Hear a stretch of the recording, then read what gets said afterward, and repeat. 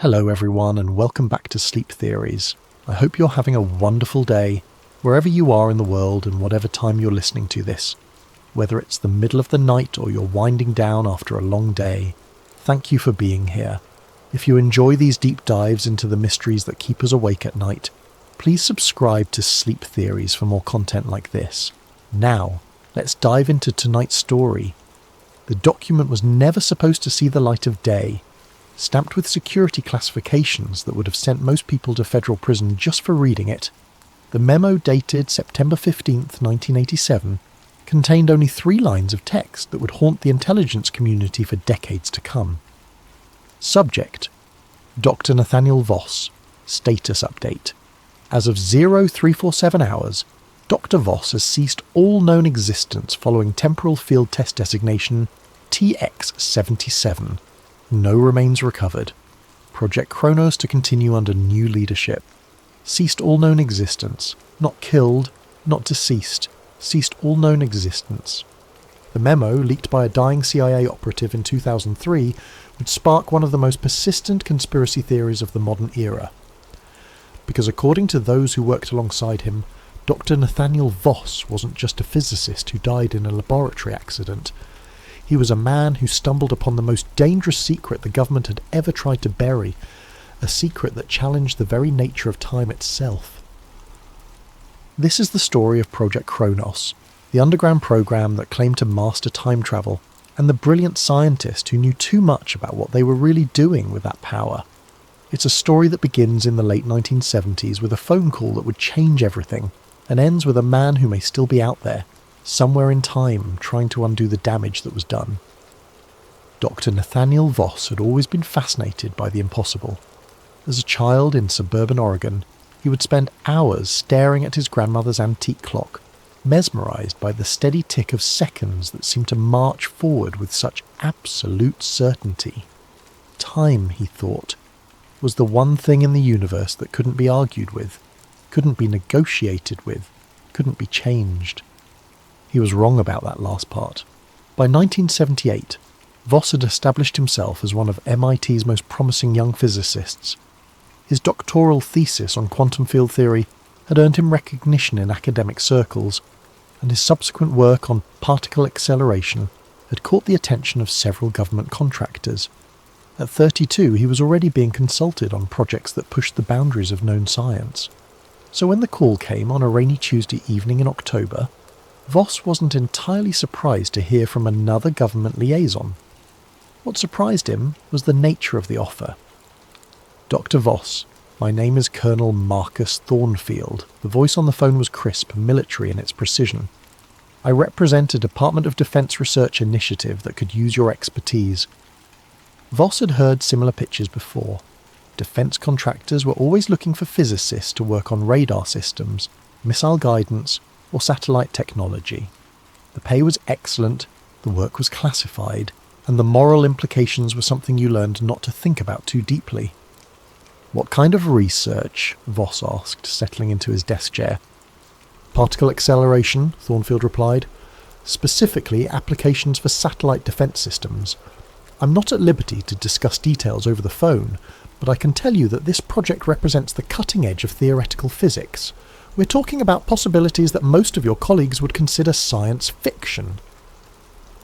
There was something in Thornfield's tone that suggested he wasn't talking about conventional weapons research. Voss found himself intrigued despite his better judgment. Where would this work take place? Nevada, a specialised facility designed specifically for high-energy physics research. Dr. Voss, I'll be direct with you. This isn't a typical government contract. What we're working on could revolutionise our understanding of space and time itself, but it requires discretion, complete discretion. 2 weeks later, Voss found himself on a military transport plane flying into the Nevada desert. He had signed more non-disclosure agreements than he could count, submitted to background checks that delved into every aspect of his life, and agreed to spend the next 2 years at a facility whose location wouldn't appear on any map. The compound, officially designated Research Station 7, looked unremarkable from the surface. A collection of low, concrete buildings surrounded by chain-link fencing and guard towers. It could have been any government installation in the middle of nowhere. But as Voss would soon discover, the real work happened far below ground. The elevator descended for what felt like minutes before finally stopping at sub-level 3. When the doors opened, Voss stepped into a world that belonged more in a science fiction novel than reality. The corridor stretched out before him, lined with reinforced steel walls and lit by harsh fluorescent lights. The air hummed with electrical energy, and he could feel the subtle vibration of massive machinery operating somewhere deeper in the complex. "Welcome to Project Chronos," Colonel Thornfield said, leading Voss down the corridor. "Officially, we're researching advanced particle acceleration techniques for satellite-based defense systems. Unofficially, Dr. Voss, we're exploring the possibility of temporal displacement." Voss stopped walking. Temporal displacement? Thornfield turned to face him, his expression deadly serious. "Time travel, Dr. Voss. We're trying to crack the code on time travel." The laboratory that Thornfield showed him defied description. The main chamber was the size of an aircraft hangar, dominated by a cylindrical structure that rose 3 stories high and hummed with barely contained energy. Magnetic field generators surrounded the chamber, their coils gleaming like metallic serpents. Banks of computers lined the walls, their screens flickering with data that would have taken Voss years to fully understand. "The power source?" Voss asked, his physicist's mind automatically cataloguing the energy requirements for such an installation. "Repurposed nuclear reactor," Thornfield replied casually. "We cannibalized a submarine reactor and modified it for our needs. The entire facility draws about 40 megawatts at peak operation." Voss whistled low. 40 megawatts could power a small city. Whatever they were doing here required enormous amounts of energy. "The theoretical framework?" he asked. Thornfield handed him a thick binder marked with security classifications. Dr. Heinrich Zimmermann developed the initial theories. German physicist, recruited after the war. His work suggested that extreme gravitational fields combined with precisely calibrated electromagnetic radiation could create distortions in space-time. Voss flipped through the binder, his eyes widening as he absorbed the theoretical implications. Zimmermann's work was brilliant, decades ahead of anything being published in academic journals. But the math was incomplete, the applications purely theoretical. "How long have you been working on this?" Voss asked. "The project officially began in 1962, Thornfield replied. "We've had some interesting results." That night, alone in his assigned quarters, Voss stared at the ceiling and wondered what he had gotten himself into. Time travel was the stuff of fantasy, the domain of science fiction writers and amateur theorists. Real physicists understood the paradoxes, the impossibilities, the fundamental violations of causality that would result from any attempt to travel backward through time. But the mathematics in Zimmermann's notes were undeniably elegant, and the facility he had seen suggested that the government was investing serious resources in making the impossible possible. The next morning, Voss met his new colleagues, Dr. Lillian Blackwood, a brilliant quantum physicist from Stanford, Dr. Victor Castellanos, a specialist in electromagnetic field manipulation, Dr. Raina Ashworth, whose work on gravitational theory had earned her a place among the world's leading theoretical physicists. Together they comprised the core research team for Project Chronos. "The official story is particle acceleration research," Dr. Blackwood explained as they toured the facility. "But what we're really doing is trying to create controlled tiers in the fabric of space-time." "With what end goal?" Voss asked. Dr. Ashworth looked around carefully before answering. "Initially, scientific exploration. The ability to observe historical events firsthand would revolutionize archaeology, anthropology, history itself. Initially, the military applications became apparent pretty quickly," Dr. Castellanos said grimly. "Imagine being able to send intelligence operatives to any point in history. Imagine being able to prevent disasters, eliminate threats before they emerge, ensure that key historical events unfold in America's favour." Voss felt a chill run down his spine. The implications were staggering and terrifying. If time travel were possible, it wouldn't remain a tool of scientific exploration for long. In the wrong hands, it could become the ultimate weapon. The first successful experiment occurred on a Tuesday morning in March 1979. Voss had been at the facility for 5 months, long enough to understand the theoretical framework, but still amazed by the sheer audacity of what they were attempting. The test chamber was a cylindrical space roughly 10 feet in diameter, surrounded by magnetic field generators that could produce forces measured in the hundreds of Teslas. When fully activated, the chamber became a localized distortion in space-time, a bubble where the normal rules of physics bent to the will of human engineering. "We're starting with a simple temporal displacement," Dr. Blackwood announced to the observation team. "Target duration, 30 seconds backward." The test subject was a mechanical clock placed in the centre of the chamber and synchronized with atomic clocks in the observation room. The theory was straightforward. If they could create a localized temporal field, the clock inside the chamber would experience time differently than the clocks outside. "Initiating magnetic field generation," Dr. Ashworth called out from her station. The chamber began to hum, a low vibration that Voss could feel in his bones. The air inside the chamber began to shimmer, like heat waves rising from hot asphalt. "Field strength at 70%, Dr. Castellanos reported. "Gravitational distortion detected," Dr. Blackwood added, monitoring her instruments with intense concentration. "Field strength at 90%. The shimmer inside the chamber intensified, becoming almost liquid in appearance. The mechanical clock appeared to waver, as if viewed through water. "Field strength at 100%. Initiating temporal displacement sequence." There was a flash of light so bright that Voss had to shield his eyes. When his vision cleared, the chamber appeared normal again, but the clock inside had stopped. "Temporal field deactivated," Dr. Ashworth announced. They waited 30 seconds, then opened the chamber to retrieve the clock. When Dr. Blackwood examined it, her face went pale. "The clock shows a time 37 seconds behind our reference clocks," she said quietly.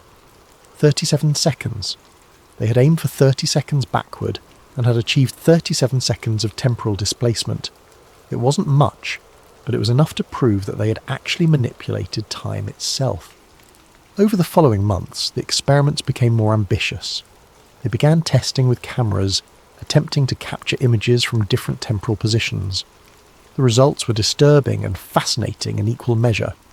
Photographs taken inside the chamber during temporal displacement showed images that shouldn't have existed.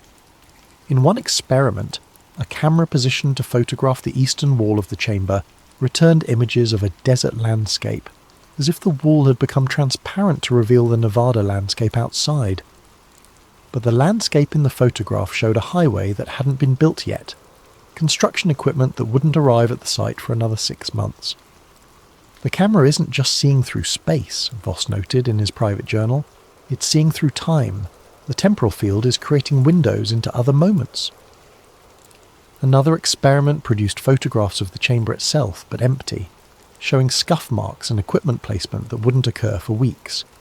It was as if the camera was capturing potential futures, alternate presents where time had moved forward but the researchers hadn't yet entered the chamber. But the most disturbing photograph came from an experiment in July.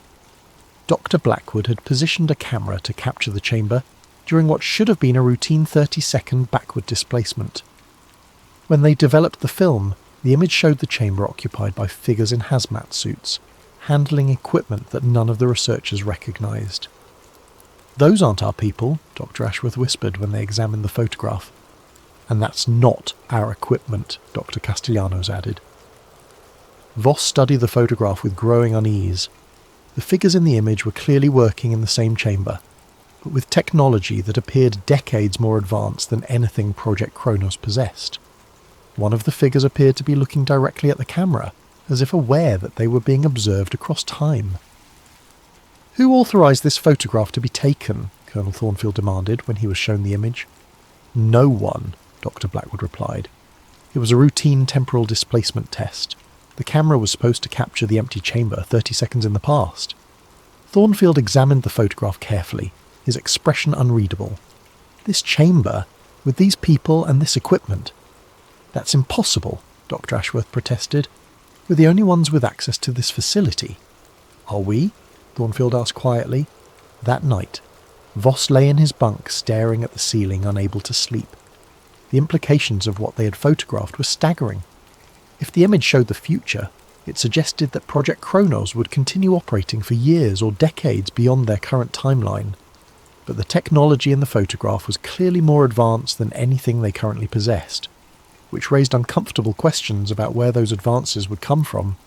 More disturbing was the possibility that the photograph showed an alternate present, a parallel timeline where different people had access to the chamber. If temporal manipulation could create windows into other realities, then everything they thought they understood about cause and effect was fundamentally flawed. The whispers began around this time, late-night conversations between researchers, rumours passed in hushed tones during shift changes. Some claim that Project Chronos wasn't original research at all, but reverse engineering work based on technology recovered from outside sources.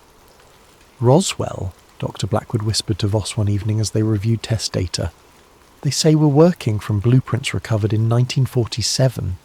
That's ridiculous, Voss replied. But even as he said it, he remembered the photograph of the unknown figures. If their temporal experiments were based on technology from an external source, it would explain the rapid progress they had made and the disturbing glimpses of advanced equipment in their temporal photographs. Is it? Dr. Blackwood asked. Look at what we've accomplished in less than 2 years. We've gone from theoretical speculation to actual temporal displacement. That's not normal scientific progress. That's reverse engineering. Voss didn't have an answer for that. But as the months passed and their experiments became more sophisticated, he began to suspect that Dr. Blackwood was right. They weren't pioneering new science. They were rediscovering old science, science that someone or something else had mastered decades earlier. The transition from mechanical tests to biological subjects began in the fall of 1979. Voss had expected it, but that didn't make it any easier to accept. Temporal displacement effects on living tissue, Colonel Thornfield announced during a team briefing. We need to understand how biological systems respond to temporal field exposure before we can consider human applications. The first subjects were laboratory mice, provided by the facility's medical research division. The experiments followed standard protocols, baseline health assessments, controlled temporal displacement exposure, post-exposure observation and analysis. The results were immediately concerning. Mice subjected to short temporal displacements, 5 to 10 seconds backward in time, showed signs of severe disorientation and stress. Their brain activity patterns were disrupted for hours after exposure, and many subjects died within 24 hours of testing. Temporal displacement appears to cause neurological trauma in mammalian subjects, Dr. Ashworth reported grimly. The brain's temporal processing centres can't handle the paradox of experiencing the same moments multiple times. But some mice survived, and the data from successful subjects was fascinating. Blood samples taken immediately after temporal displacement showed cellular activity that was hours out of sync with the subject's chronological age. It was as if parts of their bodies were operating on different temporal schedules. We're not just moving subjects through time, Voss observed. We're fragmenting their temporal experience. Different parts of their biology are experiencing time at different rates. The implications were staggering. If human subjects underwent temporal displacement, they might experience psychological effects that made the mouse studies look trivial. The human brain's complex temporal processing capabilities could be permanently damaged by even short exposures to temporal fields. Despite these concerning results, the pressure to move to human testing came from above.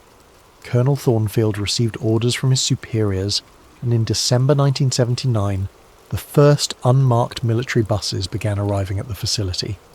They came at night, always at night. Voss would see them from his quarters window, dark vehicles with tinted glass rolling through the security checkpoint. He never saw the occupants board or disembark, but he knew what they were bringing to the facility. Volunteers, Colonel Thornfield explained when Voss confronted him about the buses. Military personnel who have volunteered for experimental duty. What kind of volunteers arrive in buses with blacked-out windows? Voss demanded. The kind whose identities are classified, Thornfield replied coldly. Dr. Voss, your job is the physics. Let us worry about personnel procurement. But Voss couldn't ignore what was happening. The new arrivals were housed in a separate section of the facility, one that none of the research staff were allowed to access. Meals were delivered by military personnel, not the civilian support staff who served the research areas, and the few glimpses Voss caught of the test subjects suggested they weren't typical military volunteers. "They're prisoners," Dr. Blackwood whispered to him one evening. "Death row inmates, military prisoners, people who won't be missed if something goes wrong." "You can't know that for certain," Voss replied, but he suspected she was right. The first human temporal displacement test occurred in January 1980. Voss wasn't allowed in the observation room, but he could monitor the experiment from his laboratory through the facility's internal communication system. "Subject designated H1 secured in chamber," came the announcement over the speakers. "Medical monitoring systems active. Temporal field generators at standby." Voss found himself holding his breath as he listened to the countdown. Somewhere below him, a human being was about to experience something that no person in history had ever survived. Initiating temporal field. Displacement achieved.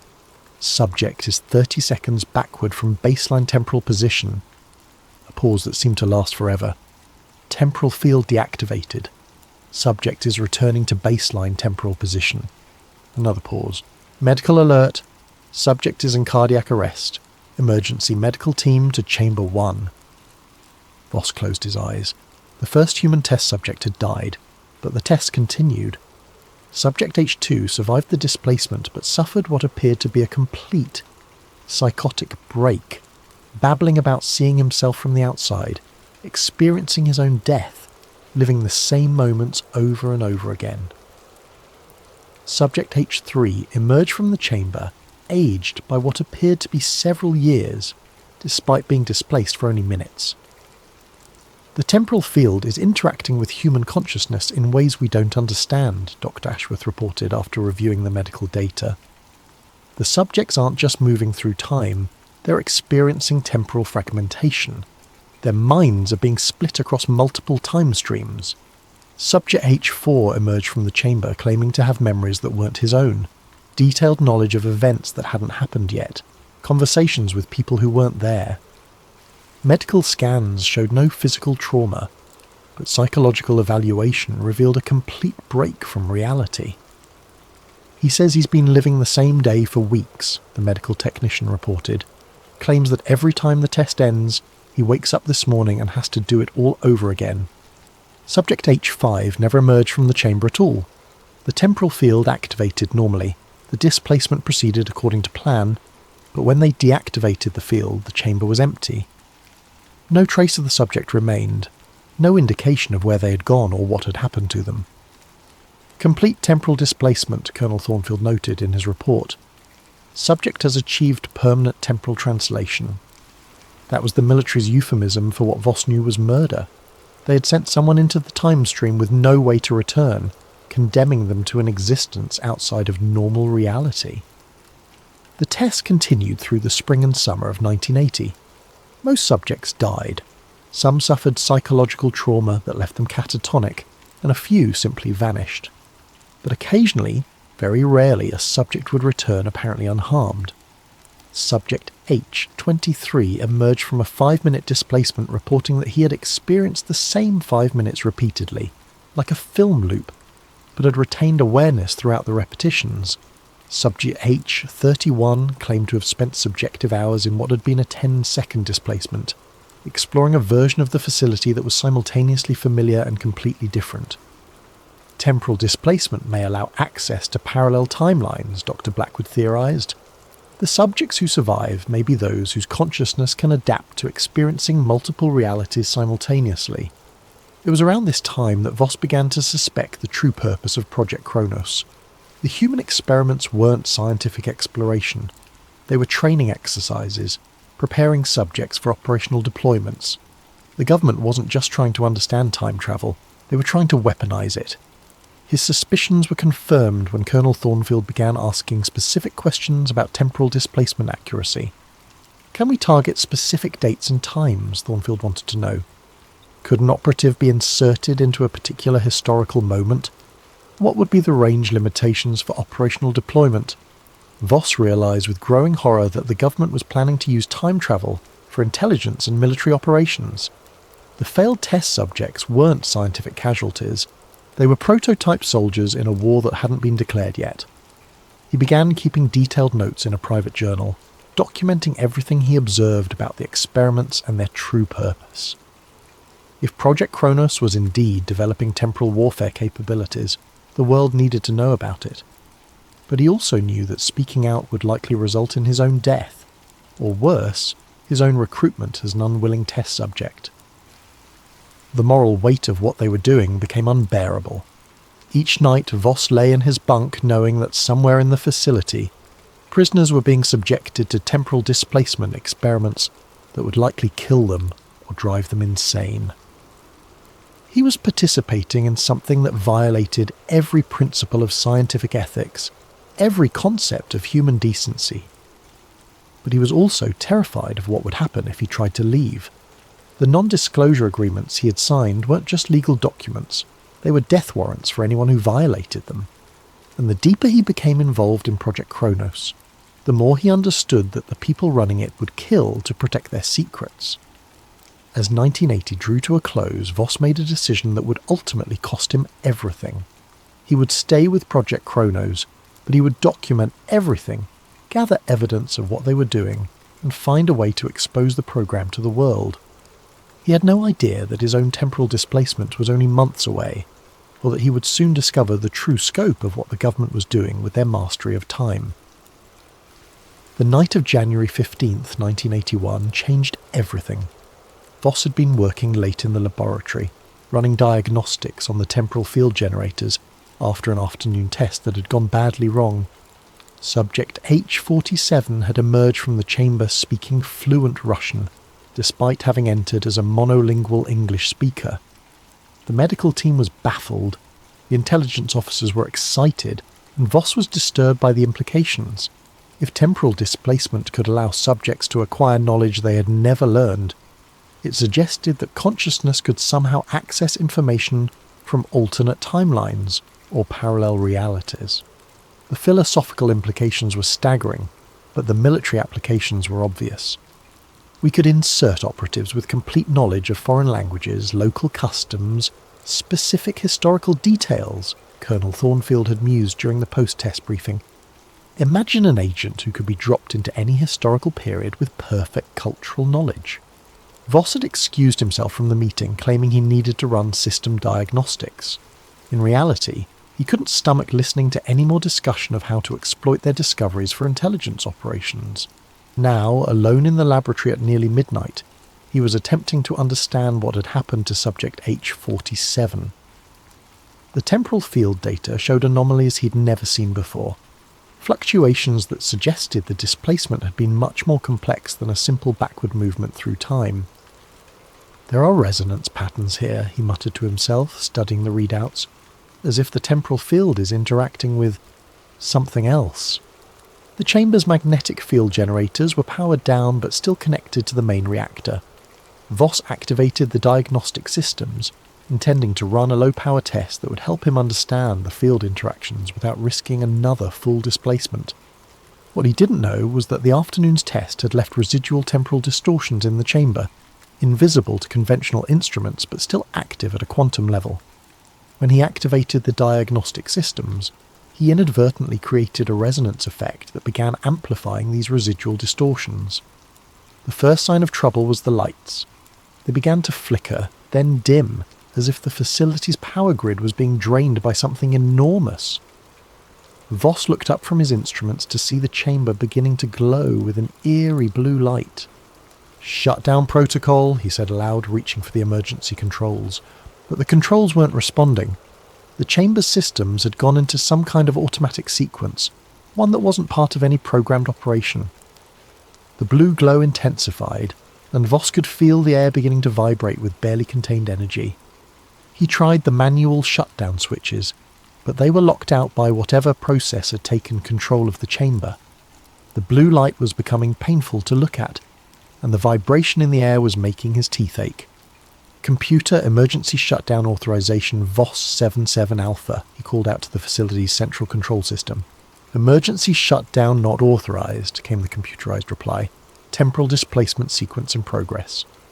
temporal displacement sequence, but there was no test scheduled, no subject in the chamber, no authorized personnel in the control room. The chamber was operating on its own, following some program that Voss didn't recognize. The blue light suddenly intensified to a blinding level, and Voss felt a pulling sensation, as if the chamber was drawing him toward it.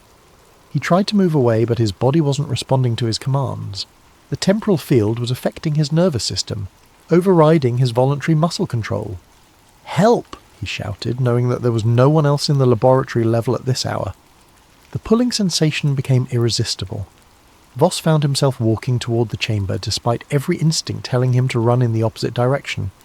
The blue light enveloped him, and suddenly the familiar laboratory around him began to dissolve. Reality twisted. The walls stretched and warped. The ceiling became a kaleidoscope of impossible angles, and the floor beneath his feet felt like water. Voss tried to scream, but no sound emerged from his mouth. He was falling through time itself, tumbling through a void that existed between moments. Then, as suddenly as it had begun, the sensation ended. Voss found himself standing on a street corner, surrounded by the familiar sights and sounds of a city. But something was wrong. The cars were old-fashioned.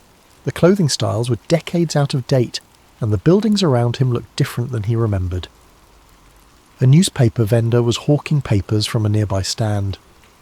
Voss approached him with growing dread. "What's the date?" he asked.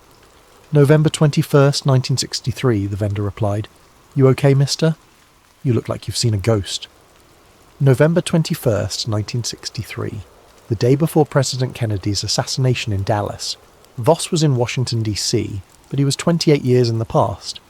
Panic set in first, then fascination. He was actually experiencing time travel, not as a researcher observing test subjects, but as the subject himself. He was living proof that temporal displacement was possible, that human consciousness could survive the transition between timelines. But as he walked through the streets of 1963 Washington, Voss began to notice details that disturbed him. Men in dark suits who seemed to be watching him, following him at a discreet distance. Equipment being loaded into unmarked vans. Equipment that looked eerily familiar.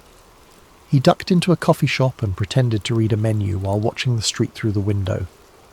The men in suits had positioned themselves at strategic locations around the block, clearly maintaining surveillance on his location. But how could they know he was here? How could anyone in 1963 be prepared for his arrival? Temporal displacement operatives, he realized with growing horror. Project Chronos has been sending people back for years. The implications hit him like a physical blow. If the government had mastered temporal displacement well enough to deploy operatives in the past, then everything he thought he knew about history might be wrong. Major events, political decisions, social changes, all of them could have been influenced by time travelers acting on behalf of future interests. He needed to get closer to the operatives, to see what they were doing, to understand the scope of the temporal intervention program. Carefully he made his way out of the coffee shop and began following one of the surveillance teams. They led him to a government building that he didn't recognize, but which was clearly some kind of federal facility. Men were loading briefcases and electronic equipment into vehicles, preparing for what looked like a major operation. And the equipment, Voss realized with shock, was identical to the temporal monitoring devices used at Project Chronos.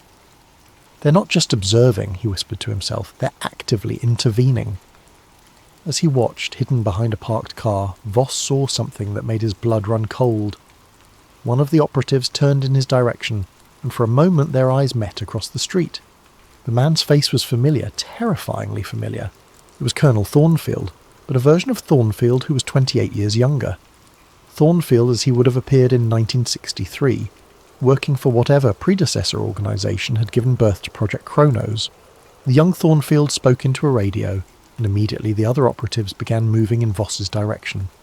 They had identified him as a temporal displacement subject, and they were moving to intercept him. Voss ran through the streets of 1963 Washington, pursued by government agents who shouldn't have existed yet, carrying technology that wouldn't be invented for decades. Everything he thought he understood about causality, about the linear nature of time, was crumbling around him. He found temporary shelter in the Smithsonian Museum, losing himself among the exhibits and tourist crowds.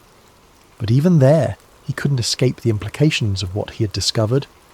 If Project Kronos operatives were active in 1963, they had likely been active throughout history. The program wasn't just developing time travel capabilities, it was using them to reshape the past according to some predetermined agenda. As evening approached, Voss felt the familiar pulling sensation that indicated his temporal displacement was ending. Reality began to dissolve around him once again, and he found himself falling through the void between moments, returning to his own time. He materialised in the Project Kronos laboratory exactly 72 hours after he had left, though he had subjectively experienced only about 6 hours in 1963. The chamber was dark and silent. The diagnostic systems automatically shut down. To anyone reviewing the logs, it would appear that he had simply worked late and then gone to his quarters. But Voss knew that everything had changed. He had seen the truth about Project Kronos, about the government's use of time travel for historical intervention, and he knew that he was now a liability to the program, someone who had learned too much about their real agenda. The question was, what was he going to do about it? The confrontation came 3 days later. Voss had spent the intervening time reviewing historical records, looking for evidence of temporal intervention in major world events. What he found terrified him. Unexplained technological advances during World War II, political assassinations that had altered the course of history, economic crises that had benefited American interests in ways that seemed too convenient to be coincidental, social movements that had emerged and disappeared with suspicious timing. All of it could be explained by the presence of time travellers working to ensure specific historical outcomes. Colonel Thornfield summoned him to a secure briefing room on sub-level 5, deeper underground than Voss had ever been.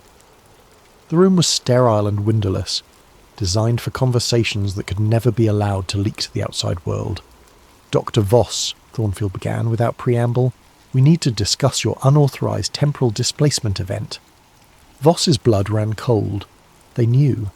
Somehow they had detected his accidental trip to 1963.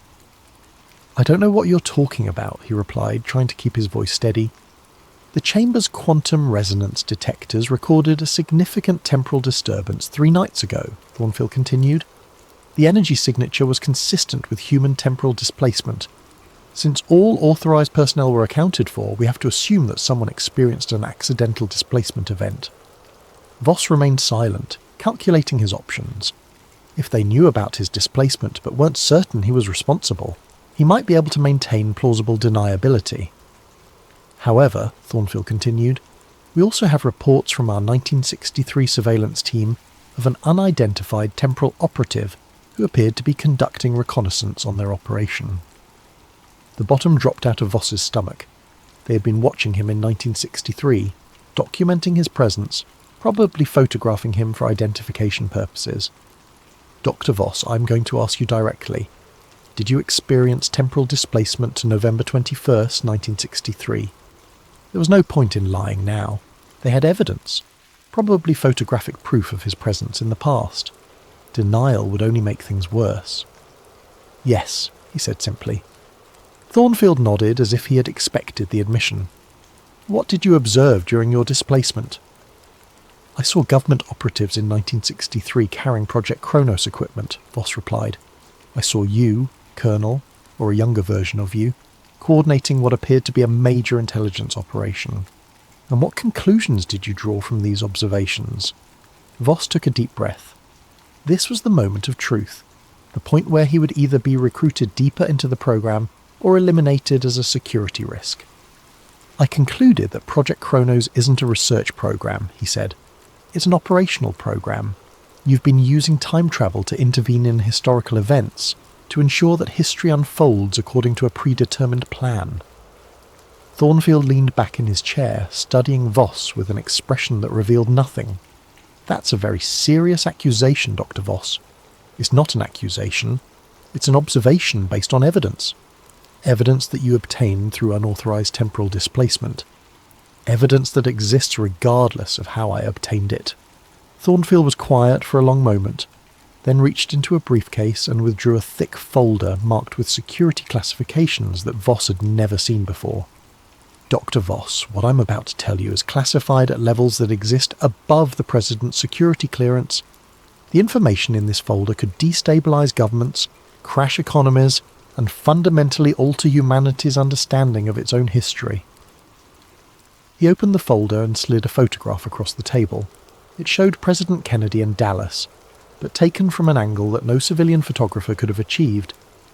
In the background, barely visible, was a figure in modern clothing holding what appeared to be advanced surveillance equipment.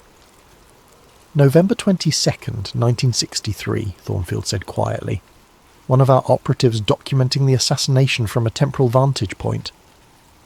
Voss stared at the photograph in horror. You were there. You were actually there during the Kennedy assassination. We've been there for every major historical event for the past 40 years, Thornfield replied. The assassination of Lincoln, the attack on Pearl Harbor, the fall of the Berlin Wall, the Cuban Missile Crisis. Every turning point in modern history has been observed, documented, and when necessary, influenced by Project Kronos operatives. Another photograph, soldiers storming a beach that looked like Normandy, but with equipment that didn't exist in 1944. Men in period-appropriate clothing carrying weapons that wouldn't be invented for decades. D-Day, Thornfield explained. We had 17 operatives embedded with the Allied forces, carrying advanced communications equipment and tactical intelligence that ensured the invasion's success. You changed the outcome of World War II. We ensured the outcome of World War II. There were timeline branches where the Nazis developed nuclear weapons first, where the invasion failed, where the war lasted another decade. Our interventions prevented those outcomes. Photograph after photograph, temporal operatives at the signing of the Declaration of Independence, at the Gettysburg Address, at the moon landing. American history as Voss understood it was a carefully orchestrated performance, directed by time travellers working to ensure specific outcomes. The mission of Project Kronos, Thornfield continued, is to maintain temporal stability in favour of American interests. We identify historical inflection points where events could unfold in ways that would be detrimental to the United States or to global stability. Then we deploy operatives to ensure that history proceeds according to optimal parameters. Optimal according to who? According to computer models that analyse millions of potential timeline branches, we've developed quantum computers that can simulate historical outcomes decades into the future. They identify the timeline paths that result in the greatest benefit for humanity as a whole. Voss felt sick. And who decided that you had the right to make those choices? Who gave you the authority to determine the course of human history? No one gave us the authority, Thornfield replied. We took it, because someone has to. Do you know what happens in the timeline branches where we don't intervene? Nuclear war in 1962, global economic collapse in 1929 that lasts for decades. The Holocaust expanded to include entire populations of Africa and Asia. World War III beginning in 1975 and ending with the extinction of human civilization. Those are just projections. Those are mathematical certainties based on chaos theory and quantum probability analysis. Every major decision point in history creates branching pathways, and most of those pathways lead to catastrophic outcomes. Our interventions prune the timeline tree, eliminating the branches that lead to human extinction. Thornfield slid another document across the table. It was a timeline chart showing major historical events, but with notations indicating Project Kronos intervention points. The American Revolution. We provided intelligence that prevented British forces from capturing George Washington at Valley Forge. The Civil War. We ensured that Lincoln's assassination occurred after the war's conclusion rather than during it. World War I. We prevented the development of mustard gas weapons that would have killed millions more. World War II. We guided Allied strategy and prevented Nazi scientific breakthroughs. The Kennedy assassination? A necessary intervention. In the original timeline, Kennedy lived to serve 2 full terms. His policies led to nuclear war with the Soviet Union in 1967. His death, while tragic, prevented the extinction of human civilization. Voss stared at the documents in disbelief. You're talking about murdering presidents to prevent theoretical future disasters. We're talking about making hard choices to preserve the human species, Thornfield corrected. Every intervention is carefully calculated to minimise immediate harm while preventing catastrophic future outcomes. And the test subjects? The prisoners you've been killing in temporal displacement experiments? Training exercises.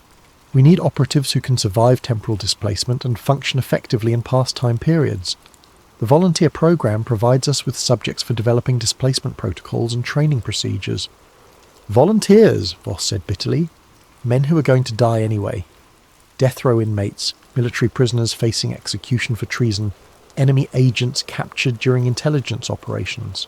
We offer them a choice: certain death or participation in experiments that might save their lives and serve their country. How many of them survive the training? Approximately 3%. Voss felt bile rise in his throat. 97% mortality rate, and Thornfield was describing it as if it were an acceptable cost of doing business. Dr. Voss, Thornfield continued, you now know the truth about Project Kronos. The question is, what are you going to do with that knowledge? I don't have a choice, do I? You have two choices. The first is to continue your work with the project, but with full knowledge of our operational mission. Your expertise in temporal field physics would be invaluable for improving our displacement accuracy and reducing operative mortality rates. And the second choice? Thornfield didn't answer directly. Instead, he slid one more photograph across the table. It showed Voss himself, standing in his laboratory, but the timestamp indicated it was taken 3 days in the future. That photograph was taken by one of our operatives during a routine temporal reconnaissance mission, Thornfield explained. It shows you exactly 72 hours from now, working alone in your laboratory on unauthorized modifications to the temporal displacement chamber. Voss examined the photograph with growing dread. He could see himself clearly, working with equipment that he didn't recognize, making modifications to the chamber that would clearly be unauthorized. In approximately 72 hours, Dr. Voss, you will attempt to use the displacement chamber to travel back in time and prevent the formation of Project Kronos. Your plan will be to appear at key moments in the program's development and sabotage the research that led to successful temporal displacement. How can you know that? Because we've observed it. Our operatives have been present at every point in history where you attempt to intervene. We've documented your efforts to prevent the Manhattan Project, to sabotage the recruitment of Dr. Zimmerman, to warn government officials about the dangers of temporal manipulation. Thornfield produced a series of photographs showing Voss at various points in history, always being observed by Project Kronos operatives, always being prevented from completing his missions. Every timeline branch where you attempt to stop Project Kronos leads to catastrophic outcomes for human civilization. Without our interventions, World War III begins in 1976. Nuclear weapons are used in regional conflicts throughout the 1980s. Global environmental collapse occurs in the 1990s. Human civilization effectively ends by the year 2000. So you're saying I have no choice? You have free will, Dr. Voss. You can choose to attempt your sabotage mission, but you should understand that we will be waiting for you at every historical intervention point. Your mission will fail, and your actions will result in your permanent displacement to a timeline where you can no longer affect historical outcomes. Permanent displacement. Exile to a temporal position where you can observe history but not interact with it. A living death, conscious but unable to affect the world around you. Voss stared at the photographs of his future self, evidence of a predetermined destiny that he was powerless to avoid. Project Kronos had turned temporal manipulation into the ultimate form of control, ensuring that even rebellion against their program was futile. What guarantee do I have that Project Kronos is actually preventing disasters rather than causing them? None, Thornfield admitted. You'll have to trust that our quantum probability models are accurate, and that our interventions are motivated by genuine concern for human welfare, rather than purely American political interests. And if I refuse to trust you, then you'll spend the next 72 hours preparing for a mission that you already know will fail, and will spend the same time preparing countermeasures that we already know will succeed. Voss realized that he was trapped in a temporal paradox.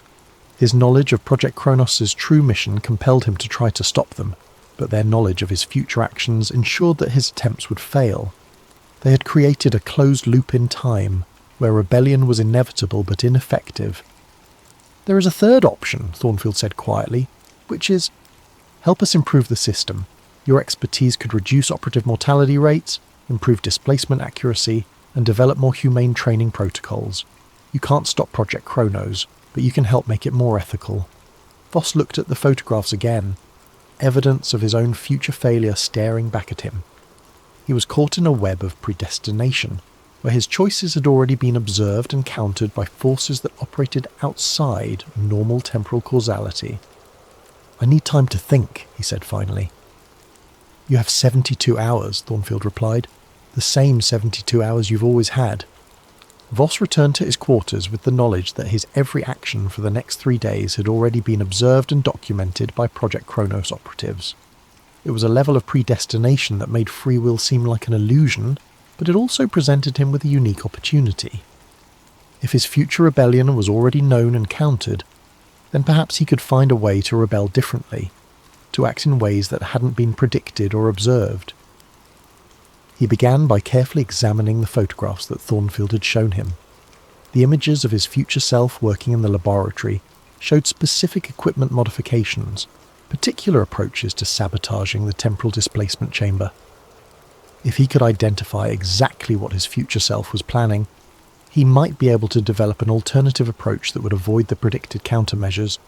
The photographs revealed that his future self was working to modify the chamber's targeting systems, apparently attempting to create a temporal displacement that would send him to specific historical moments where he could interfere with Project Chronos' development. But the modifications were crude, clearly the work of someone operating under extreme time pressure and without access to proper resources. They expect me to work alone, Voss realised. They expect me to attempt this sabotage as a solo operation. But what if he didn't work alone? What if he could recruit other members of the research team, people who shared his moral concerns about the project's true mission? Dr. Blackwood had expressed doubts about the ethical implications of their work. Dr. Ashworth had seemed disturbed by the human test subject program. Dr. Castellanos had questioned the military applications of their research. If Voss could convince them that Project Chronos was operating far beyond its stated mission, they might be willing to help him develop a more sophisticated approach to stopping the program. The challenge was communicating with them without triggering the surveillance systems that monitored all conversations within the facility. Project Chronos had undoubtedly documented not just his actions but his communications, which meant that any direct approach to his colleagues would be anticipated and countered. But the facility's surveillance systems were designed to monitor present-time activities. They relied on conventional audio and video recording, not temporal observation. If Voss could find a way to communicate with his colleagues using methods that wouldn't be recorded by present-time surveillance, he might be able to avoid detection. He began by leaving coded messages in places where his colleagues would find them during their normal work routines. Mathematical equations written on laboratory whiteboards that contained hidden meanings. Technical documents with specific passages highlighted that spelled out warnings when read in sequence. References to scientific papers that didn't exist, but whose titles conveyed important information. The first to respond was Dr. Blackwood. She approached him during a shift change, pretending to discuss routine calibration procedures, while actually acknowledging that she had received his coded messages. "The temporal resonance calculations you left on the board yesterday," she said casually. "I've been reviewing them, and I think there might be some fundamental errors in the baseline assumptions." "Oh," Voss replied, understanding that she was playing along with the coded communication. "The equations assume that temporal displacement is a neutral process, but what if it's not? What if the act of displacement itself creates ethical obligations that we haven't considered?" Dr. Ashworth joined the conversation the next day, ostensibly discussing power consumption calculations, but actually indicating that she too had concerns about the project's direction. "I've been looking at the energy expenditure reports," she said. "The amount of power we're using suggests that our experiments are far more extensive than what we've been told. Either we're conducting many more tests than I'm aware of, or we're conducting much more complex operations." Dr. Castellanos was the most direct in his response. During a routine equipment maintenance session, he quietly confirmed that he knew about the project's operational mission. "I've seen the transport schedules," he whispered while pretending to adjust a magnetic field calibrator. "Buses arriving and departing on a regular schedule, but the passenger manifests are classified above our security level. We're not just conducting research here, we're training people for field operations." Over the course of 2 days, Voss carefully assembled a conspiracy within Project Kronos, a group of researchers who understood that their work was being used for purposes far beyond scientific exploration. But he also knew that time was running out. According to Thornfield's photographs, he would begin his sabotage attempt within 24 hours. The plan they developed was more sophisticated than anything his future self had attempted in the documented timeline. Instead of crude modifications to the displacement chamber, they would introduce subtle changes to the facility's quantum computers, alterations that would gradually corrupt the probability models that guided Project Kronos' historical interventions.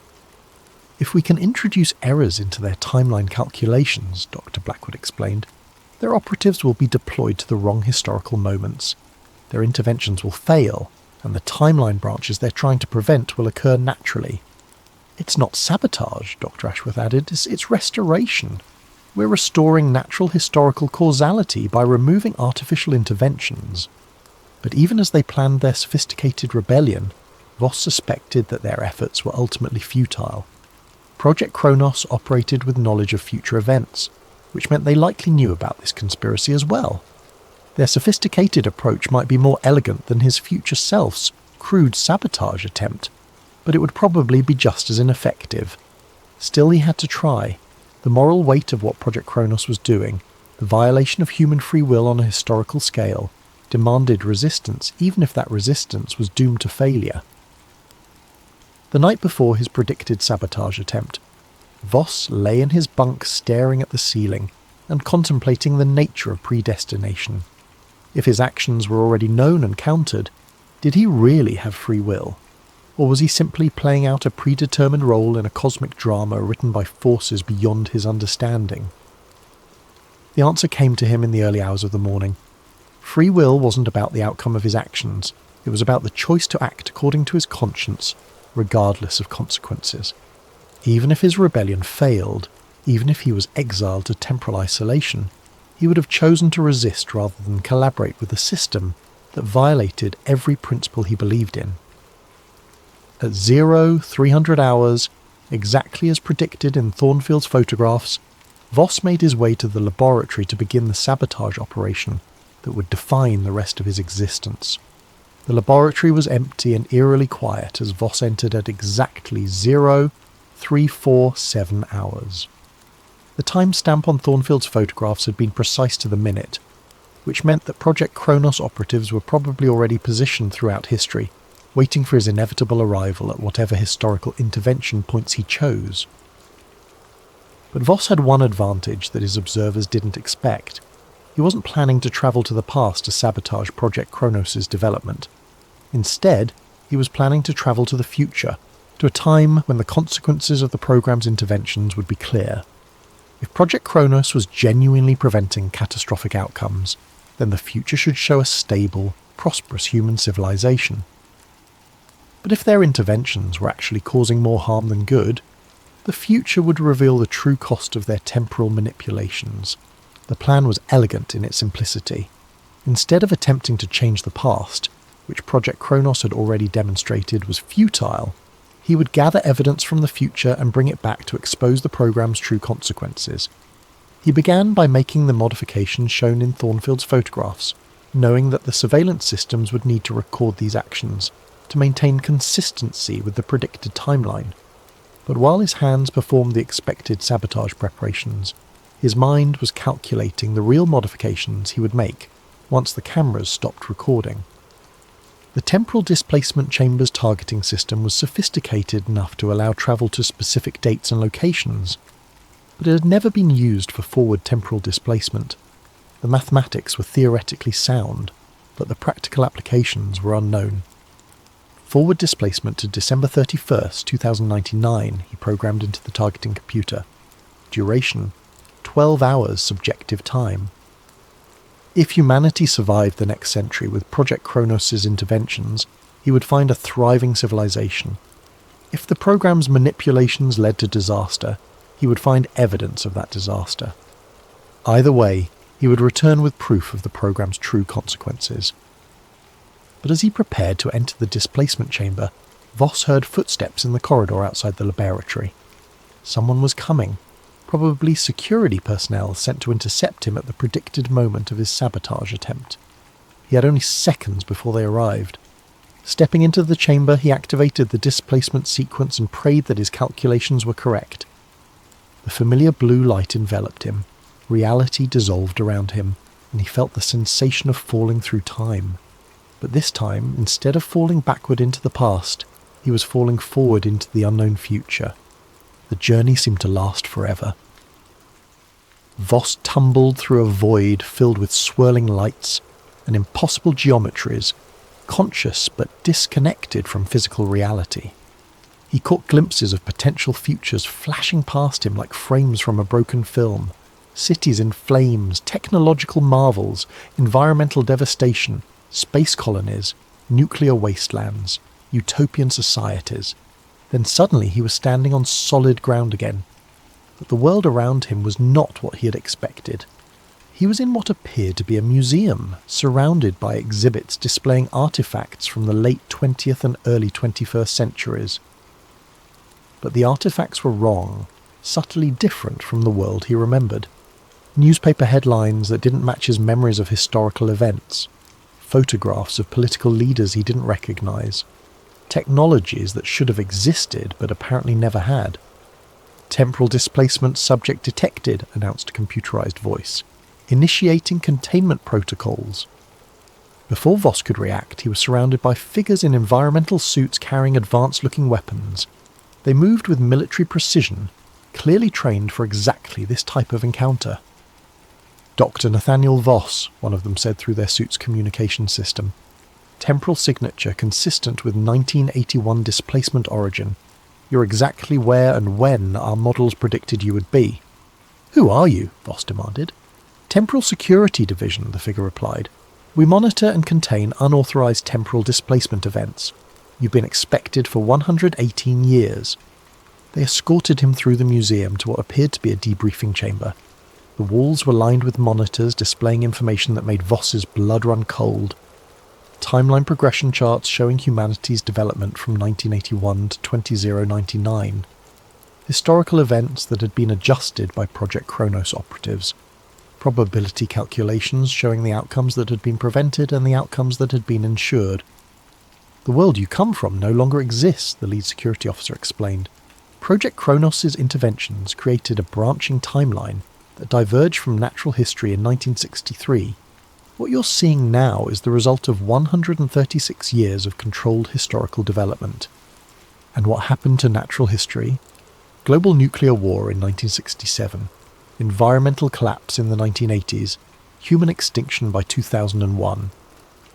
The monitors showed images of the alternate timeline, the world that would have existed without Project Kronos' interventions. It was exactly as Thornfield had predicted. Devastation, warfare, and ultimately the complete extinction of human civilization. So they were right, Voss said quietly. Project Kronos actually was preventing catastrophe. In the short term, the security officer agreed, but their interventions created new problems that required additional interventions. By 2050, temporal operatives were conducting thousands of historical adjustments every year. The timeline became so heavily manipulated that natural causality effectively ceased to exist. More monitors activated, showing the true scope of Project Kronos' activities in the decades following Voss's displacement. Historical events that had been carefully orchestrated, political movements that had been artificially created or suppressed, technological developments that had been guided or prevented. Humanity survived, the security officer continued, but human free will did not. Every major decision, every significant event, every important choice has been predetermined by temporal intervention algorithms. People in your original timeline lived their lives believing they had freedom, never knowing that their choices were the result of careful historical manipulation. And now we live in a managed timeline. Human suffering has been minimized, global catastrophes have been prevented, and technological development has been optimized for maximum benefit. But individual human choice has been effectively eliminated. Voss stared at the displays in horror. Project Kronos had succeeded in preventing human extinction, but only by destroying human freedom. They had created a world where every aspect of history was artificially controlled, where spontaneous human development was impossible. "We brought you here to make a choice, Dr. Voss," the security officer said. "You can return to your original timeline with this knowledge, knowing that your attempts to expose Project Kronos will fail, or you can remain here, in a future where humanity has survived but sacrificed its essential nature." What about a third option? There is no third option. The timeline branches we've examined all lead to either human extinction or human subjugation. Project Kronos represents the least harmful path forward. Voss realised that he was facing the ultimate moral paradox. Project Kronos was simultaneously humanity's salvation and humanity's destruction. Their interventions prevented physical extinction while ensuring spiritual death. "I want to return," he said finally. "Even knowing that my efforts will fail, I want to return to a timeline where human choice still matters. That choice will doom the human species to extinction, but it will preserve the human spirit." The security officer nodded as if he had expected this response. "Your choice is consistent with our behavioural models. Dr. Voss, you will be returned to your original timeline, but your knowledge of future events will be suppressed until the moment of your final temporal displacement. You will remember only that Project Kronos must be stopped, not why it must be stopped. And my final displacement will occur when you attempt to expose the program. You'll be permanently displaced to a temporal position where you can observe but not interact with history. It is the only way to prevent you from creating paradoxes that could unravel the managed timeline." As the security officers prepared him for return displacement, Voss understood that he was trapped in a temporal cage. His moral convictions compelled him to resist Project Kronos, but his resistance was itself part of the managed timeline, a predetermined element in the system he was trying to destroy. The blue light enveloped him once again, and he fell backward through time toward his inevitable destiny.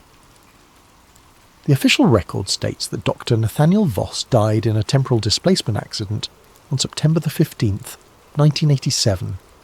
The classified reports describe a containment failure that resulted in his complete molecular disintegration. But those who worked closely with the project tell a different story. They say that in the final moments before the chamber imploded, Voss looked directly at the observation window and smiled. Not the expression of a man facing death, but the expression of someone who finally understood the nature of the game he was playing. The chamber's recording systems captured the final 30 seconds of the displacement sequence. In those 30 seconds, Voss can be seen standing calmly in the centre of the temporal field, speaking words that no audio system could record. "I understand now," he appears to say. "Free will isn't about changing the outcome. It's about choosing to resist even when resistance is futile."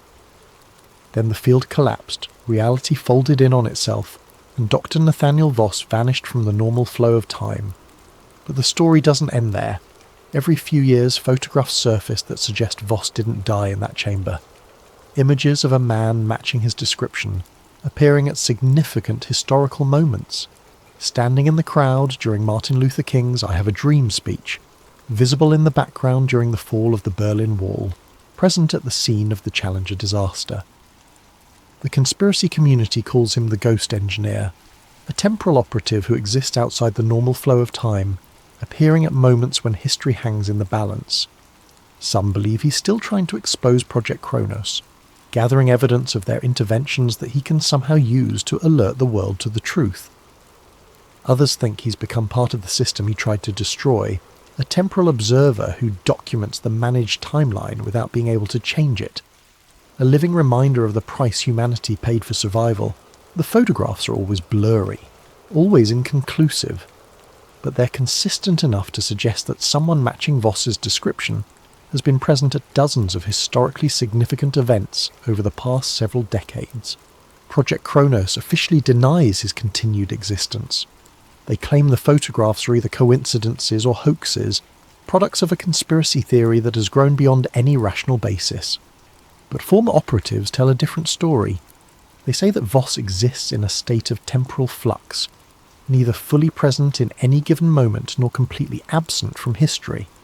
He can observe but not interact, witness but not intervene. He has become a ghost in the machine of time itself, trapped between moments in existence that is neither life nor death. And sometimes, they say, if you know how to look for the signs, you can see evidence of his presence. A figure in the background of historical photographs that shouldn't be there. Shadows that move independently of their sources. Reflections in windows that show someone who isn't really there. The ghost engineer, they say, is still out there, somewhere in the spaces between seconds, still trying to find a way to free humanity from the temporal cage that was built to save it. Whether that's true or not, the legend of Dr. Nathaniel Voss serves as a reminder of the fundamental questions raised by Project Kronos. If you could prevent human extinction by eliminating human freedom, would you do it? If you could save the species by destroying the spirit, would that salvation be worth the cost? And perhaps most importantly, if you knew that your resistance was futile, that your choices had already been predicted and counted, would you still choose to resist? These are the questions that keep conspiracy theorists awake at night, spinning theories about government time travel programs and the men who tried to stop them. These are the questions that make people scan historical photographs looking for figures that shouldn't be there, searching for proof that somewhere, somewhen, someone is still fighting for human freedom. The official story is that Project Kronos never existed, that time travel is impossible, that the government has no ability to manipulate historical events. But late at night, when the rational mind sleeps and imagination takes over, people wonder if maybe, just maybe, the ghost engineer is still out there, still watching, still documenting, still hoping to find a way to set humanity free from the temporal chains that were forged to save it from itself. And if you look closely at the next historical photograph you see, if you examine the faces in the crowd and the figures in the shadows, you might just catch a glimpse of him yourself. A man out of time, a scientist who knew too much, a ghost in the machine of history itself. The question is, if you saw him, would you recognize him? And if you recognized him, would you understand what his presence really means? Sweet dreams, and thank you for listening to Sleep Theories.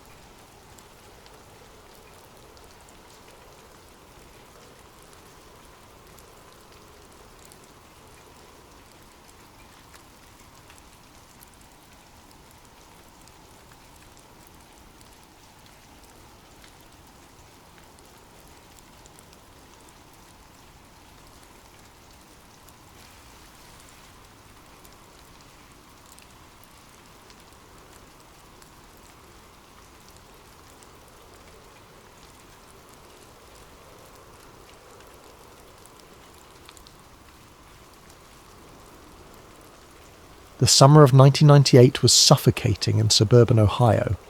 10-year-old Silas Greer lay in his bed, sheets kicked off, staring at the ceiling fan that barely moved the thick air. Sleep was a stranger to him then, had been since he was 7. While other kids his age were dreaming of baseball and bicycles, Silas was discovering the strange world that existed after midnight, when the normal rules seemed suspended and the impossible felt possible. That's how he found Coast to Coast AM. Art Bell's voice was like a beacon in the darkness, smooth and knowing, speaking to the insomniacs and the curious, the believers and the skeptics. Silas had discovered the show 3 months earlier, accidentally, when his father's radio had been left on after a late-night fishing report. Now it was ritual. Every night he'd tune in on his small transistor radio, volume low enough that his parents wouldn't hear, but clear enough that Bell's voice could carry him through the endless dark hours. July 29th, 1998. A Wednesday night that would change everything. Bell was in his element that evening, fielding calls about UFO sightings in Nevada, discussing the latest conspiracy theories about Area 51. Silas had heard it all before. The show had its regular callers, its familiar rhythms. But then Bell's voice took on a different quality, more serious, more intrigued. Folks, I've just received a fax that's, well, it's something else entirely. This comes from someone calling himself John Titer, and he claims to be writing from the year 2036. Silas sat up in bed, suddenly alert. Time travel stories were common on Coast to Coast, but there was something in Bell's tone that suggested this was different. Now, I've read a lot of these over the years, Bell continued, but this one is remarkably detailed, remarkably specific. Let me read it to you. The fax was unlike anything Silas had ever heard. This John Titor person spoke with clinical precision about future events. A civil war that would tear the United States apart by 2005, a mission to retrieve an IBM 5100 computer from 1975, something called the Many Worlds Interpretation of Quantum Mechanics. But what struck Silas most was the voice behind the words. Even filtered through Bell's reading, there was something desperate about it. Something urgent. I am a time traveller from the year 2036, Bell read. I'm on my way home after getting an IBM 5100 computer system from the year 1975. My time machine is a stationary mass temporal displacement unit powered by two top-spin dual positive singularities that produce a standard offset Tipler sinusoid. The technical jargon washed over Silas, but he grabbed his notebook, the one he kept for recording interesting things he heard on the show, and began sketching. He drew timelines, tried to capture the dates Titor mentioned, the strange sense of inevitability in his words. The Civil War in America will start in 2005, Bell continued reading. By 2015, Russia will launch a nuclear strike against the major cities in the United States, China and Europe. The US cities are destroyed along with the AFE American Federal Empire. The European Union and China will also be destroyed. Oddly enough, Russia is not a target. Silas's pencil moved frantically across the page. Something about this felt different from the usual coast-to-coast fare. This wasn't someone looking for attention or trying to sell a book. This felt like a warning, like a message in a bottle thrown across an ocean of time. But then something strange happened. The broadcast began to experience interference, static that seemed to pulse with an almost organic rhythm. Through the white noise, Silas could swear he heard another voice, fainter than Bell's but distinct. It sounded like it was saying something, but the words were lost in the electronic snow. Bell paused in his reading. We're having some technical difficulties here, folks. Bear with us. The static continued for nearly 30 seconds, and then cleared as suddenly as it had begun. Bell resumed reading, but Silas noticed something odd. The flow of the text seemed different now, as if something had been skipped over. Well, that's quite a fax, Bell said when he finished. John Titor from 2036. If you're listening, John, give us a call. I'd love to hear more about this time machine of yours. But no call came. The show moved on to other topics, other mysteries. Silas, however, remained fixated on what he had heard. He spent the rest of the night filling his notebook with questions, theories, timelines. There was something about the tighter facts that felt unfinished, as if the static had interrupted something important. Over the following weeks, Silas found himself returning to those notes again and again. He checked the official coast-to-coast archives, but the version posted online seemed shorter than what he remembered hearing. Some of the details felt missing, though he couldn't quite put his finger on what. The summer ended, school began, and life moved forward. But Silas never forgot that night, never forgot the urgency in those words read by Art Bell's familiar voice. He kept the notebook, even as he grew older, even as the memory began to feel more like a dream than a real experience. He had no way of knowing that 27 years later, he would discover that his childhood memory was more accurate than any official record, and that the missing pieces of that broadcast would lead him into a conspiracy that stretched across decades and possibly across time itself. 2025 arrived with the same quiet desperation that had marked the previous few years. Silas Greer, now 37, and bearing the weight of too many sleepless nights, worked in a building that didn't officially exist.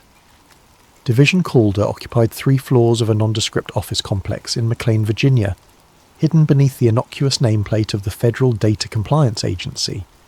His job title was Classified Systems Analyst, which meant he spent his days diving into the digital archaeology of government databases, tracking down corrupted files, fixing network vulnerabilities, and occasionally stumbling across information that reminded him why his security clearance came with a lifetime non-disclosure agreement.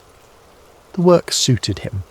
It was methodical, solitary, and allowed him to disappear into the intricate puzzles of data systems. Most importantly, it kept his mind occupied during the day, which made the sleepless nights marginally more bearable. On a Tuesday morning in March, Silas was conducting a routine audit of the division's network infrastructure when he noticed something unusual. A relay node in the deepest part of the system was showing signs of corruption, not the usual degradation of old hardware, but something more deliberate.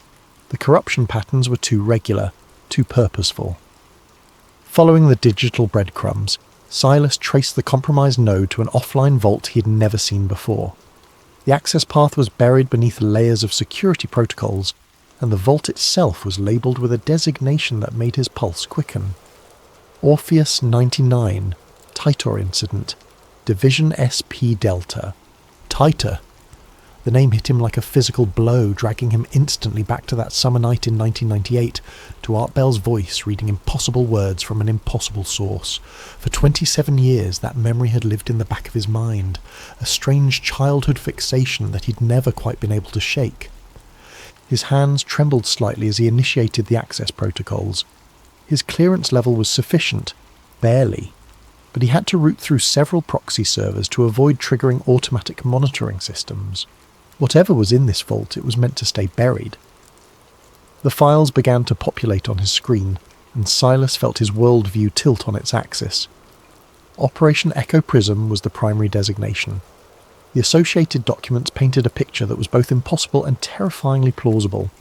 The files contained logs referencing Temporal Incursion 001, codename TITOR, along with directives marked Retroactive Suppression and Narrative Severance Protocol. But it was the audio file that stopped his heart. The file was labelled Coast to Coast AM072998 uncut.wav and was significantly larger than any archived version of that broadcast should have been. Silas's hands shook as he downloaded it to a secure partition and opened it in an audio editing program. Art Bell's voice filled his headphones, exactly as he remembered it from that night 27 years ago. The familiar cadence, the careful reading of the tighter facts. But as the broadcast progressed, Silas began to notice discrepancies. The version he was hearing was longer, more detailed. The static that had interrupted the broadcast was there, but it was different, more structured, more purposeful. And then, as the static cleared, he heard something that made his blood run cold. Another voice, faint but distinct, speaking over the interference. Not Art Bell's voice, but something else entirely. The words were distorted, but with some audio manipulation, Silas was able to enhance them. "They found me. I never meant to be here. Don't trust the timeline. It's being rewritten." The voice was desperate, terrified, and it was definitely not part of the original broadcast. Silas sat back in his chair, staring at the waveform on his screen. This was impossible. The file was clearly authentic. The metadata showed it was recorded directly from the coast-to-coast AM broadcast feed. But this enhanced version contained material that had never been publicly archived. He spent the next several hours diving deeper into the ORPHEUS files. What he found painted a picture of a government operation that defied everything he thought he knew about reality. Project Locust Veil appeared to be some sort of information warfare initiative, designed to suppress or alter public perception of specific events. The Titor incident was listed as the final uncollapsed vector in a series of what the files called temporal anomalies. The document suggested that the John Titor who'd sent that fax to Art Bell was not a hoax, not a creative fiction, but something far more dangerous, a genuine disruption to the timeline that had required immediate containment. According to the files, the original broadcast had been intercepted and edited in real time. The version that was archived and distributed publicly had been carefully sanitized, with the most alarming elements removed. The static that Silas remembered was actually the sound of the timeline being corrected, whatever that meant. But perhaps most disturbing of all was a series of voice print analyses comparing the mysterious second voice in the static to various archived recordings. The analysis showed a match to 3 encrypted internal calls, all made from phones within government facilities. One of those calls was time-stamped at 11:47 p.m. on July 29th, 1998, the same night as the original broadcast. Silas stared at the screen until his eyes burned. If these files were genuine, then everything he thought he knew about the Titer incident was wrong. The hoax wasn't John Titer's claims about time travel. The hoax was the cover-up, the carefully constructed narrative that had been designed to make the truth look like fiction. He made copies of everything, storing them on encrypted drives and hidden partitions. Something told him that his access to these files wouldn't last long. Whatever Division Calder was really doing, and whatever the truth about John Titor really was, powerful people had gone to extraordinary lengths to keep it buried. As he prepared to leave the office that evening, Silas couldn't shake the feeling that he was being watched. The familiar paranoia of his profession had taken on a new intensity. He had always known that information was dangerous, but this was different. This felt like he had stumbled across a secret that could rewrite history itself. That night, for the first time in weeks, Silas didn't have trouble sleeping. But his dreams were filled with static, with voices calling across impossible distances, with the growing certainty that the past was not as fixed as he had always believed. The obsession consumed him. Over the following weeks, Silas found himself spending every free moment analysing the Orpheus files, comparing the uncut broadcast with public archives, and trying to piece together a timeline that made any kind of sense. He started with the basics. The original Coast to Coast AM broadcast from July 29th, 1998, was publicly available in multiple archives, but when he compared these versions with the uncut file he'd discovered, the differences were subtle but unmistakable. Entire sections had been removed, not just edited but completely excised from the historical record. The public version of the broadcast ran for exactly 47 minutes and 32 seconds. The uncut version was 51 minutes and 18 seconds long. Nearly 4 minutes of material had been removed, and the editing was so seamless that it was impossible to detect without a direct comparison. But it wasn't just the length that was different. The content itself had been altered. In the public version, Titor's message was presented as an interesting curiosity, a well-crafted piece of science fiction that Bell read with his usual mix of skepticism and entertainment. In the uncut version, Bell's tone was different, more serious, more concerned. There were moments where he paused, as if he was grappling with the implications of what he was reading.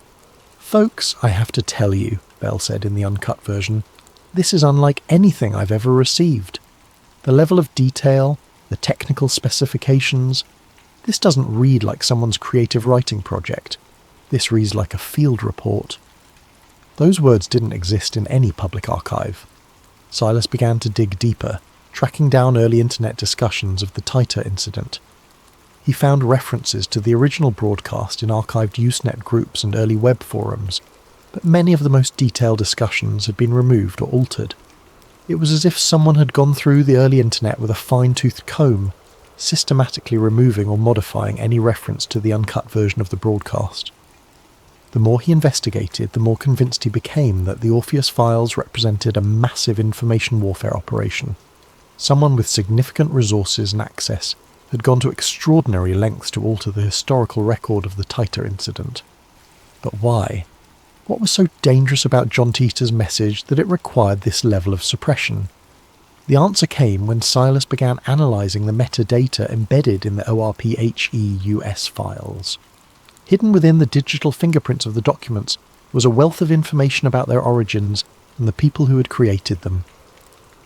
The files had been compiled by something called the Temporal Anomaly Research Division, which appeared to be a joint operation between the NSA, the CIA, and a private contractor called Meridian Dynamics. The project had been running since 1947, originally focused on what the files called chronological inconsistencies, events that seemed to violate the normal flow of cause and effect. The Titor incident was classified as a Type 7 temporal anomaly, defined as direct communication from an alternate or future timeline. According to the files, the government had been tracking and suppressing temporal anomalies for decades. The Titor incident was significant because it was the first time such an anomaly had occurred in a public forum, broadcast live to millions of listeners across the country. The files contained detailed analysis of Titor's message, breaking down not just the content, but the linguistic patterns, the choice of words, even the rhythm of the sentences. The conclusion was unanimous among the analysts. This was not a hoax. The message showed signs of what they called temporal displacement syndrome, linguistic patterns that suggested the author was experiencing time in a non-linear fashion. But perhaps most disturbing was the section labelled Containment Protocols. The files outlined a comprehensive plan to discredit the Titor incident through a combination of disinformation and narrative manipulation. False information would be seeded into online forums, creating a confusing web of contradictory claims that would make it impossible for anyone to determine what was real and what was fabricated. The plan had worked perfectly. By 2001, when someone calling themselves John Titor began posting on internet forums, the narrative had been so thoroughly corrupted that the real message was lost in a sea of science fiction and hoax claims. Silas spent hours studying the forum posts attributed to John Titor, comparing them with the original facts that had been read on Coast to Coast AM. The differences were striking. The forum posts were elaborate, entertaining, and full of the kind of time travel technobabble that science fiction fans loved. The original facts was terse, technical, and terrifying in its implications. The forum posts were the disinformation campaign.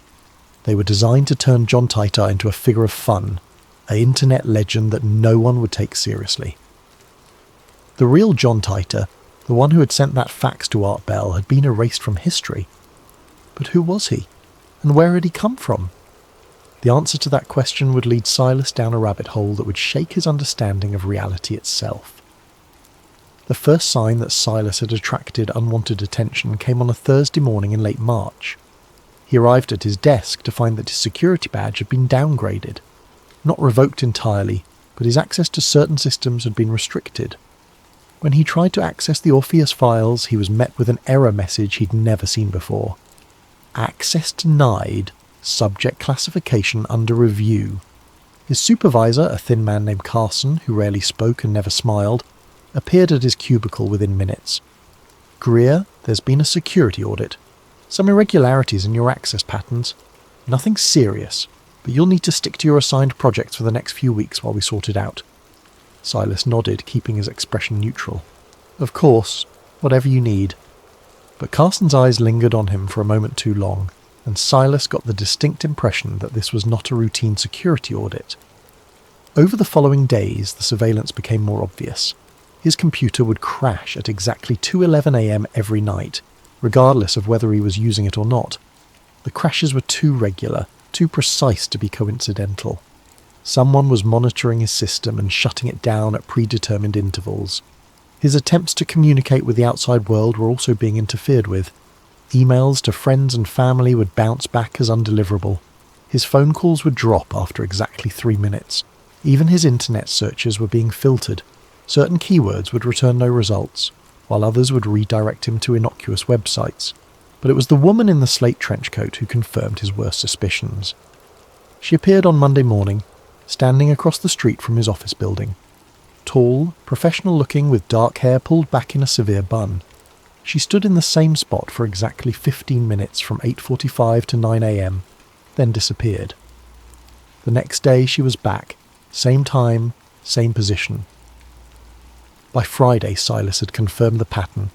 The woman appeared every morning at 8:45 a.m. and every evening at 5:15 p.m. She never looked directly at the building, never made any obvious attempt to observe him, but her presence was too regular to be coincidental. On the following Monday, everything changed.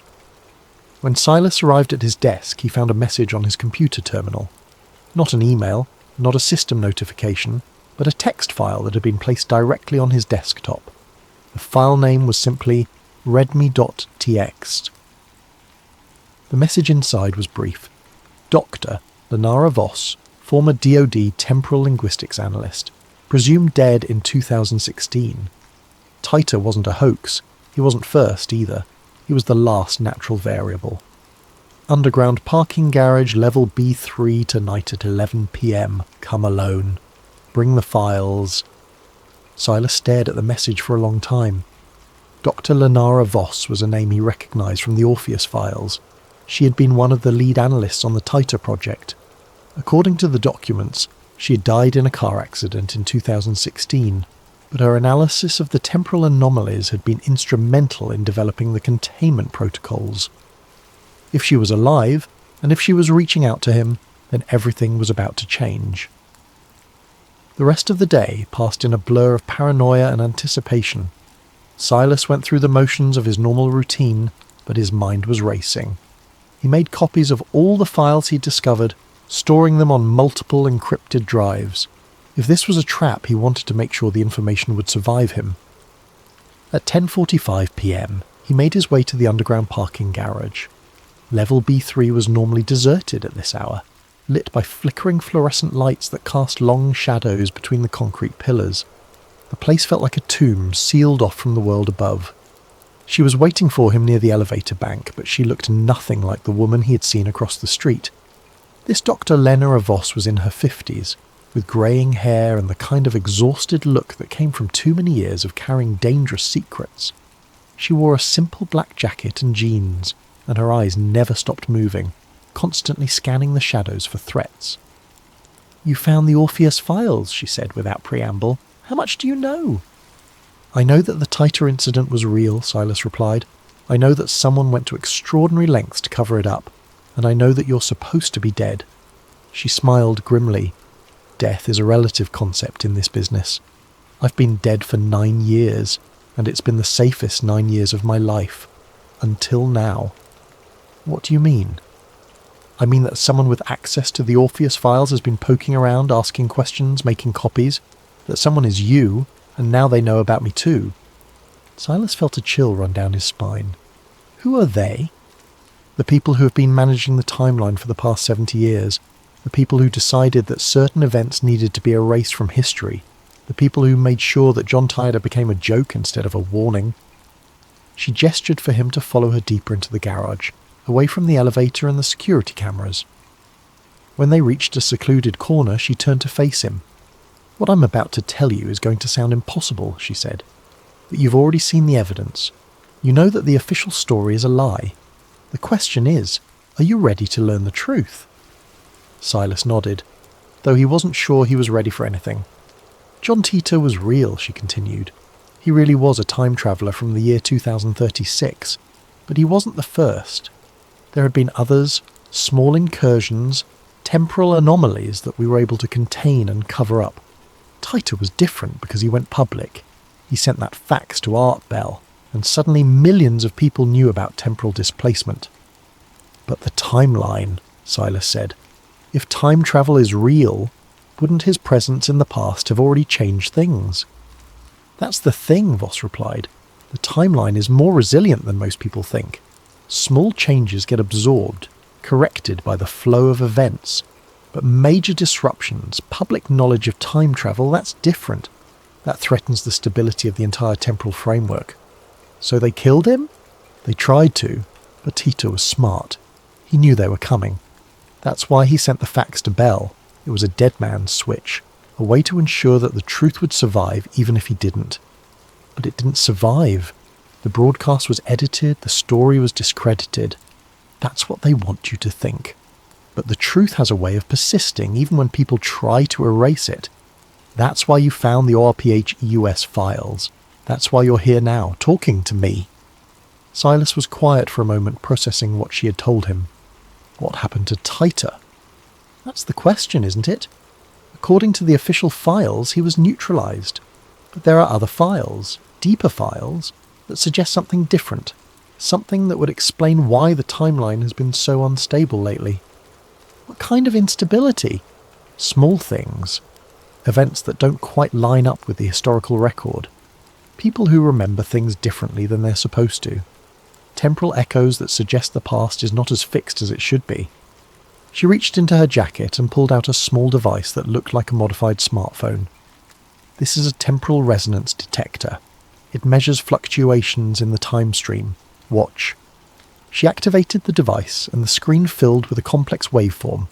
The pattern was chaotic, full of spikes and valleys that seemed to pulse with an organic rhythm. This is what the timeline looks like now, she said. Unstable, fractured.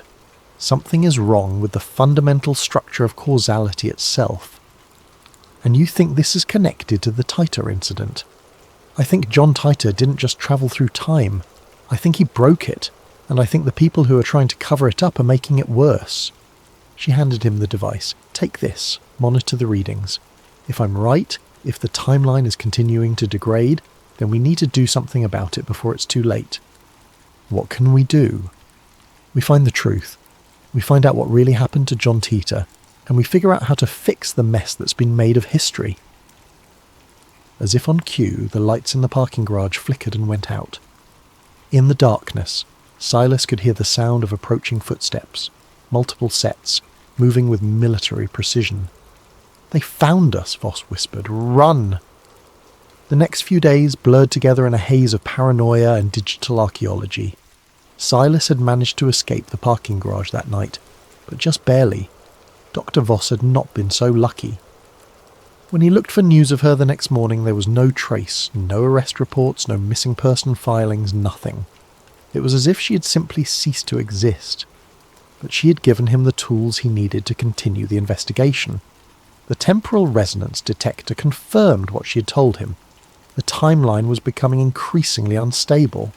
The readings showed massive fluctuations, temporal distortions that seemed to be growing stronger by the day.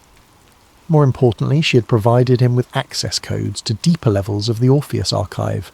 Files that painted a picture of a government conspiracy that stretched back decades, involving not just the Titor incident, but a whole series of temporal anomalies that had been systematically covered up. The deeper files revealed the existence of Project Kronos, a black-budget operation that had been running since 1952. The project was tasked with monitoring and suppressing evidence of temporal displacement, but the files suggested that they had gone far beyond simple observation. They were actively manipulating the timeline, making selective alterations to history to maintain what they called narrative stability. According to the files, the Titor incident had been their greatest challenge. Unlike previous temporal anomalies, which had been private or localized, the Titor facts had been broadcast to millions of people. The normal containment protocols wouldn't work. Instead, they had implemented something called Narrative Severance Protocol, a comprehensive disinformation campaign designed to turn truth into fiction. The protocol had 3 phases. First, they would edit the original broadcast, removing the most convincing elements and replacing them with obvious fabrications. Second, they would seed false information into online forums and discussion groups, creating a confusing web of contradictory claims. Third, they would create a false Titor persona, someone who would post elaborate science fiction stories that would completely discredit the original message. The plan had worked perfectly. By 2001, when the fake John Titor began posting on internet forums, the real message had been completely obscured. The public came to know John Titor as an internet legend, a creative hoaxer who had entertained people with elaborate time travel stories. The real John Titor, the one who had sent that desperate fax to Art Bell, had been erased from history. But Silas was beginning to suspect that the story was even more complex than the files suggested. The temporal resonance detector was showing patterns that didn't match the official timeline. There were echoes, repetitions, suggestions that certain events had been repeated or revised multiple times. He decided to take a risk. Using the access codes that Dr. Voss had provided, he began to search for the deepest files in the Kronos archive. What he found made his blood run cold. The files were labelled Ouroboros Protocol, and they contained evidence of something that should have been impossible. The project wasn't just suppressing evidence of time travel. They were engaging in time travel themselves. The files contained detailed logs of temporal operations, missions to specific points in history to make selective alterations. The operations were surgical, precise, designed to change single events without disrupting the larger flow of history. But the cumulative effect was devastating. The timeline had been edited so many times that it was beginning to collapse under the weight of its own contradictions. And at the centre of it all was John Titor. According to the Ouroboros files, he hadn't just travelled back in time once. He had made multiple trips, each time trying to prevent a different catastrophe, each time creating new problems that required additional interventions. The files suggested that Titor wasn't just a time traveller. He was trapped in a temporal loop, endlessly repeating the same mission, never quite achieving the results he was looking for. Each iteration of the loop created new timeline branches, new possibilities that had to be managed and contained. But the most disturbing revelation was contained in the final file labelled Subject Profile, Titor, John, real name classified. The file contained biometric data, voice print analysis, and psychological profiles. But it was the photograph that made Silas's world collapse. The face looking back at him from the screen was older, more weathered, but unmistakably familiar. It was his own face, aged by decades of impossible experience. John Titor was Silas Greer. The realization hit him like a physical blow. Everything suddenly made sense. His lifelong insomnia, his fascination with the original broadcast, his ability to access the Orpheus files. He wasn't investigating the Titor incident. He was the Titor incident. The temporal resonance detector in his pocket began to vibrate frantically.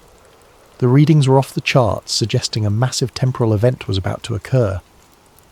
Around him, reality began to shimmer and distort, as if the fabric of time itself was coming apart. He understood now why the timeline was so unstable. His presence in the past was creating paradoxes, contradictions that the universe was struggling to resolve. Every time he learned more about his own future, he created new branches, new possibilities that had to be managed and contained. The government agents who had been hunting him weren't trying to stop him from revealing the truth. They were trying to prevent him from completing the loop, from becoming the John Titor who would send that fax to Art Bell. But it was too late. The loop was already closing. He could feel it, the pull of destiny, the weight of events that had already been set in motion. In that moment, he understood that he had never had a choice. He had been following a script that had been written decades ago, playing out a role that had been predetermined by the laws of causality itself. His last act was to upload everything he had discovered to a series of encrypted servers, hidden in the deep corners of the internet. The files would survive, even if he didn't. Someone else would find them. Someone else would piece together the truth. He typed a final message, his fingers moving with the certainty of someone who had written these same words countless times before. The 5100 was a tool. The broadcast was the ignition. I didn't travel time, I broke it. And now I see everything. The loop was me. As he hit send, the world dissolved around him, reality collapsing into a single point of impossible light. The last thing he saw before the darkness claimed him was his own reflection in the computer screen, but it was different now. Older, wearier, bearing the weight of knowledge that no human mind should have to carry. John Titor was gone. Silas Greer was gone. But the loop continued, as it always had, as it always would. Somewhere in the multiverse, a 10-year-old boy was lying in bed, listening to Art Bell read a fax from a time traveller who claimed to be from the year 2036. The message would always be the same, the warning would always be ignored, and the loop would always close. Time, it seemed, was not a river flowing in one direction. It was a circle, endlessly repeating, endlessly consuming itself. And at the centre of that circle, a voice called out across the years, desperate and urgent and forever unheard.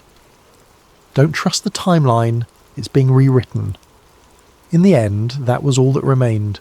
The echo of a voice that had been erased from history, the ghost of a man who had tried to change the past, and had only succeeded in ensuring that it would happen exactly as it always had.